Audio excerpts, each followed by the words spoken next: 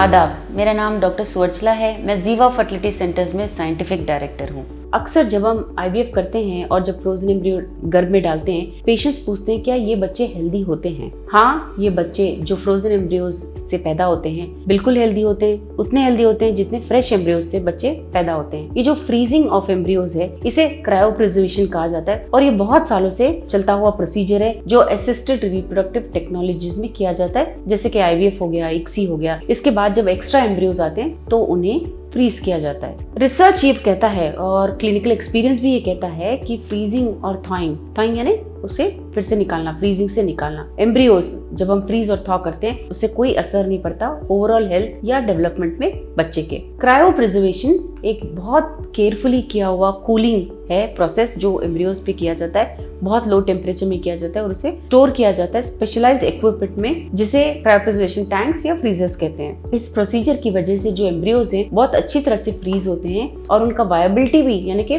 चिपकने का, लाइफ का वायबिलिटी भी बरकरार रहता है, क्योंकि जब उन्हें हम फ्रीजिंग से निकालते हैं और महिला के गर्भ में डालते हैं तो उसके सक्सेस होने के चांसेस भी अच्छे होते हैं। क्रायोप्रिजर्वेशन टेक्निक्स में इतने डेवलपमेंट्स हुए हैं, जैसे कि विट्रिफिकेशन प्रोसेस आया है जिसकी वजह से सक्सेस रेट बहुत अच्छा हुआ है फ्रीजिंग और थॉइंग साइकिल्स में एम्ब्रियोज के। विट्रिफिकेशन एक रैपिड फ्रीजिंग टेक्निक है जिसमें आइस क्रिस्टल्स नहीं फॉर्म होते हैं एम्ब्रियो में, जिसकी वजह से ये एम्ब्रियो डैमेज नहीं होता है। यानी कि ये जो प्रोसीजर है अगर ठीक से नहीं किया जाता है होता है, लेकिन विट्रिफिकेशन जो प्रोसीजर होता है उसमें चांस ऑफ सर्वाइवल 100% होता है जब हम उसे थॉ करते हैं, उसे फ्रीजिंग से निकालते हैं। इस वजह से एम्ब्रियो क्रायोप्रिजर्वेशन प्रोसेस को विश्व के बहुत सारे क्लिनिक्स में किया जाने लगा है। जब ये एम्ब्रियो फ्रीजिंग हम थॉ करते हैं यानी निकालते हैं और यूट्रस में डालते हैं, उनका जो कैपेसिटी होता है हेल्दी प्रेगनेंसी में कन्वर्ट होने के लिए बिल्कुल फ्रेश एम्ब्रियो जितना ही होता है। कुछ स्टडीज तो ये भी बताते हैं कि फ्रोजन एम्ब्रियो ट्रांसफर्स एक बेहतर